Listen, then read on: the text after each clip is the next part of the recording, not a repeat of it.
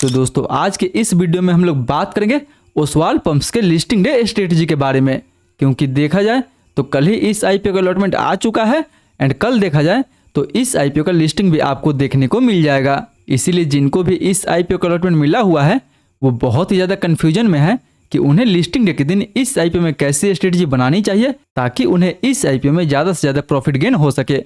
इसीलिए दोस्तों आप बस इस वीडियो के अंत तक बने रहे, क्योंकि इस वीडियो में हम लोग इस आईपीओ के स्ट्रेंथ एंड रिस्क फैक्टर को देखते हुए बात करेंगे कि हमें इस आईपीओ में लिस्टिंग गेंस लेके निकल जानी चाहिए या फिर हमें इस आईपीओ को लॉन्ग टर्म के लिए होल्ड करके रखनी चाहिए। एंड हाँ दोस्तों, सेम वीडियो में हम लोग ये भी बात करेंगे कि क्या जिनको भी इस आईपीओ का अलॉटमेंट नहीं मिला हुआ है वो इस आईपीओ में फ्रेश एंट्री बना सकते हैं या फिर नहीं बना सकते हैं। सो चलिए बिना आपका समय गंवाए सीधा वीडियो में आगे बढ़ते हैं और सबसे पहले दोस्तों बात कर लेते हैं इस आईपीओ के लेटेस्ट जीएमपी के बारे में कि फिलहाल इसके ग्रे मार्केट में क्या डिमांड चल रहा है। तो दोस्तों अगर बात करें इसके लेटेस्ट जीएमपी के बारे में तो फिलहाल इसके ग्रे मार्केट में लगभग 8 से 10% के आसपास का डिमांड बना हुआ है। यानी अगर 10% के हिसाब से भी देखा जाए तो पर शेयर पे आपको 61 रुपए का प्रॉफिट देखने को मिल जाएगा। 24 शेयर का ये लॉट है, उस हिसाब से देखा जाए तो लगभग आपको 1500 के आसपास तक प्रॉफिट देखने को मिल सकता है। मतलब कि दोस्तों इस आईपीओ का प्राइस रेंज 584 रुपए से लेकर 614 रुपए के बीच में रखा गया था एंड इस जीएमपी को देखते हुए ये लगभग 660 रुपए या फिर 670 रुपए के आसपास तक लिस्ट हो सकता है। यानी अगर ये आईपीओ 670 रुपए के आसपास लिस्ट होता है तो पर लॉट पे आपको लगभग 1500 के आसपास तक प्रॉफिट देखने को मिल सकता है। बट दोस्तों इसका लिस्टिंग 10% के ऊपर भी हमें देखने को मिल सकता है या फिर 10% के नीचे भी हमें देखने को मिल सकता है। जैसा मार्केट का कंडीशन होगा वैसा इसका हमें लिस्टिंग देखने को मिलेगा। इसीलिए मे भी इसका लिस्टिंग 10% के ऊपर हो या फिर 10% के नीचे हो, हमें हर सिचुएशन के लिए रेडी रहनी चाहिए कि हमें इसके लिस्टिंग डे के दिन कैसी स्ट्रेटजी बनानी चाहिए। तो दोस्तों इसके लिस्टिंग डे स्ट्रेटजी में हम सबसे पहले बात करेंगे उनके लिए कि जिनको भी इस आईपीओ का अलॉटमेंट नहीं मिला हुआ है उन्हें क्या करनी चाहिए, यानी क्या उन्हें इस आईपीओ में फ्रेश एंट्री लेनी चाहिए या फिर नहीं लेनी चाहिए। तो दोस्तों इस आईपीओ में फ्रेश एंट्री के लिए हम सबसे पहले बात करेंगे इस आईपीओ कुछ स्ट्रेंथ फैक्टर के बारे में एंड कुछ रिस्क फैक्टर के बारे में। तो अगर सबसे पहले स्ट्रेंथ फैक्टर के बारे में बात करें तो फिलहाल इस कंपनी के पास काफ़ी सारा डाइवर्सिफाइड प्रोडक्ट पोर्टफोलियो है। यानी ये company solar pumps, motor, inverter and और भी बहुत सारा वाटर पंप से रिलेटेड इक्विपमेंट बनाती है। वहीं इस कंपनी को गवर्नमेंट इनिशिएटिव्स का भी काफ़ी अच्छा खासा फायदा मिल जाता है। यानी कंपनी जो मेजर रेवेन्यू है वो पीएम कुसुम योजना से आता है। वहीं कंपनी के फंडामेंटल तो हमने इसके रिव्यू वाले वीडियो में डिस्कशन किया था, वहाँ पे हमने देखा था कि कंपनी जो फंडामेंटल है वो काफ़ी स्ट्रांग है। इसका आरओई एंड आरओसी दोनों 50% के ऊपर है। यानी कंपनी फंडामेंटल वाइज तो काफ़ी अच्छा है। वहीं अगर बात करें इसके प्रेजेंस के बारे में तो इस कंपनी का जो प्रेजेंस है वो पूरे पैन इंडिया में है। पूरे भारत में इस कंपनी का बहुत सारा आपको शोरूम देखने को मिल जाएगा एंड सर्विस सेंटर भी देखने को मिल जाएगा। यानी इस कंपनी का पकड़ पूरे भारत पे है। वहीं बात करें इसके प्रमोटर के बारे में तो कंपनी के पास काफ़ी अच्छा खासा एक्सपीरियंस प्रमोटर भी है जिन्हें इस मार्केट में काफ़ी अच्छा खासा एक्सपीरियंस भी है। वहीं अगर बात करें इसके रिस्क के बारे में तो दोस्तों ये जो कंपनी है वो काफ़ी हाईली डिपेंडेंट है गवर्नमेंट के इनिशिएटिव्स पे। यानी जो भी गवर्नमेंट का इनिशिएटिव्स है पीएम कुसुम योजना उस पर ये कंपनी काफ़ी ज़्यादा डिपेंडेंट है। इसीलिए इस कंपनी का मेजर जो रेवेन्यू है वो एग्रीकल्चर सेक्टर से आता है। एंड बाय द वे फिलहाल फ्यूचर में अगर गवर्नमेंट इस योजना में कोई भी बदलाव करती है तो इसका सीधा इम्पैक्ट कंपनी के फंडामेंटल पे देखने को मिल जाएगा, क्योंकि केवल इसी योजना के अंतर्गत ये जो कंपनी है अपना 90% के आसपास का रेवेन्यू जनरेट करती है, जो एक बहुत ही बड़ा निगेटिव पॉइंट है। क्योंकि जब तक गवर्नमेंट साथ दे रही है तब तो ठीक है, बट जिस दिन गवर्नमेंट अपना स्पेंडिंग इस योजना में कम की उस दिन इस कंपनी के फंडामेंटल पे हमें काफ़ी ज़्यादा असर देखने को मिल सकता है। सो अगर इन सारे फैक्टर को देखते हुए बात करें कि क्या हमें इस आईपीओ में फ्रेश एंट्री बनानी चाहिए या फिर नहीं बनानी चाहिए, एंड अगर फ्रेश एंट्री बनानी चाहिए तो शॉर्ट टर्म का व्यू लेके हमें इसमें फ्रेश एंट्री बनानी चाहिए या फिर लॉन्ग टर्म का व्यू लेके हमें इस आईपीओ में फ्रेश एंट्री बनानी चाहिए।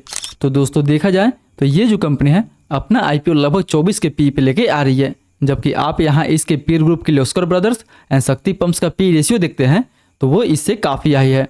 बट केवल दोस्तों पी रेशियो कम होने से नहीं होगा, हमें इसका अर्निंग पर शेयर भी देखना होगा, क्योंकि इसका जो अर्निंग पर शेयर है वो लगभग 25 रुपये के आसपास है, जबकि इसका जो पीर का अर्निंग पर शेयर है वो लगभग इससे कहीं ज़्यादा है। इसीलिए देखा जाए तो ये कंपनी तो अभी फिलहाल एक छोटी कंपनी है, इसीलिए इसका अर्निंग पर शेयर भी काफ़ी कम है एंड अर्निंग पर शेयर कम है तो इसीलिए इसका पी रेशियो भी कम है। सो फिलहाल अभी ये जो कंपनी है अपना आईपीओ 614 रुपये के प्राइस पे लेके आ रही है एंड अगर ये 660 रुपये के आसपास या फिर 670 रुपये के आसपास लिस्ट होता है तो इसका जो पी रेशियो है वो लगभग 27 के आसपास तक जा सकता है, जो देखा जाए तो स्टिल इसके पीर ग्रुप से काफ़ी कम है। इसीलिए शॉर्ट टर्म में अगर मार्केट अच्छा हो तो ये जो आईपीओ है आगे और भी चल सकता है।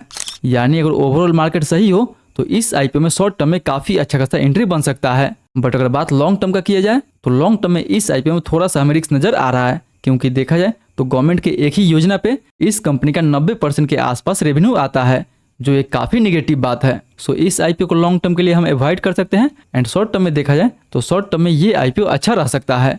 वहीं अब बात करें उनके लिए कि क्या जिनको भी इस आईपीओ में अलॉटमेंट मिला हुआ है उन्हें इस आईपीओ में कैसी स्ट्रेटजी बनानी चाहिए, या उन्हें इस आईपीओ में लिस्टिंग गेंस लेके निकल जानी चाहिए या फिर इस आईपीओ को लॉन्ग टर्म के लिए होल्ड रखनी चाहिए।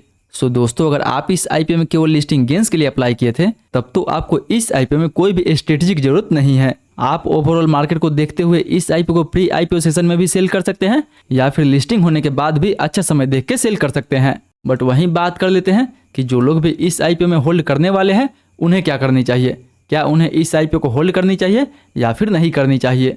तो दोस्तों, जैसे कि मैंने अभी आपको बताया ही था कि ये जो आईपीओ है वो शॉर्ट टर्म में थोड़ा बहुत ठीक रह सकता है, क्योंकि लॉन्ग टर्म में हमें इस आईपीओ में काफ़ी ज़्यादा रिस्क नज़र आ रहा है। बट फिलहाल देखा जाए तो शॉर्ट टर्म में तो ये जो आईपीओ है वो सही रह सकता है। सो अगर आपको इस आईपीओ को होल्ड करना ही है तो नीचे के लेवल पे एक स्टॉप लॉस लगा के आप short term to medium term के लिए इसको होल्ड कर सकते हैं। बट दोस्तों, अगर आपको इस आईपीओ को होल्ड भी करना है एंड रिस्क भी ज़्यादा नहीं लेना है तो आप अपना इसमें पार्शियल प्रॉफिट भी बुक कर सकते हैं, या फिर जो भी प्रॉफिट हो रहा है उसको आप लॉन्ग टर्म के लिए होल्ड करके छोड़ सकते हैं, जिससे कि आपका रिस्क एकदम जीरो हो सकता है या फिर 50% के आसपास हो सकता है। बट याद रखें कि लिस्टिंग डे के दिन कोई भी डिसीजन आपको जल्दीबाजी में नहीं बनानी है। सबसे पहले प्री आईपीओ सेशन में ही इस आईपीओ के ओपनिंग प्राइस को देखना है, इसके वॉल्यूम को अच्छे से एनालिसिस करना है, उसके बाद ही आपको इस आईपीओ में कोई भी डिसीजन लेनी चाहिए। एंड हाँ दोस्तों, अगर आप भी हमारे साथ मिलकर इस आईपीओ के प्री मार्केट सेशन में ही अच्छे से एनालिसिस करना चाहते हैं तो उसके लिए मेक श्योर कि आप हमारे टेलीग्राम ग्रुप से जुड़ना ना भूलें, जहां पे हम लोग हर आईपीओ के प्री आईपीओ सेशन में ही अच्छे से उसके प्राइस एंड वॉल्यूम को एनालिसिस करते हैं एंड ये जानने की कोशिश करते हैं कि उस आईपीओ को हमें प्री आईपीओ सेशन में ही सेल कर देनी चाहिए या फिर लिस्टिंग के बाद हमें उस आईपीओ को अच्छा समय देख के सेल करनी चाहिए। तो अगर आप भी हमारे साथ मिलकर इस आईपीओ में ज़्यादा से ज़्यादा प्रॉफिट गेन करना चाहते हैं तो मेक श्योर कि नीचे डिस्क्रिप्शन में टेलीग्राम ग्रुप का लिंक दिया हुआ है, वहाँ से आप भी हमारे टेलीग्राम ग्रुप को ज्वाइन करना ना भूलें। बाकी बाद आप हमें अपना ओपिनियन बताएं कि आप इस आईपीओ में लिस्टिंग गेंस बुक करने वाले हैं या फिर आप इस आईपीओ को लॉन्ग टर्म के लिए होल्ड करने वाले हैं। सो आई होप दोस्तों आज का वीडियो आपको काफ़ी इन्फॉर्मेटिव लगा होगा। अगर वीडियो अच्छा लगे तो वीडियो को लाइक करें, चैनल को सब्सक्राइब करें एंड जो भी आपका सवाल है मेक श्योर कि नीचे हमें कमेंट करके जरूर पूछे। मैं कोशिश करूंगा कि आपके सवाल का जल्द से जल्द रिप्लाई दे सकूं। फिर मिलते हैं अगले वीडियो में, तब तक आप इस वीडियो को टैप करके Aaris infra and global civil का आईपीओ रिव्यू देखना ना भूलें।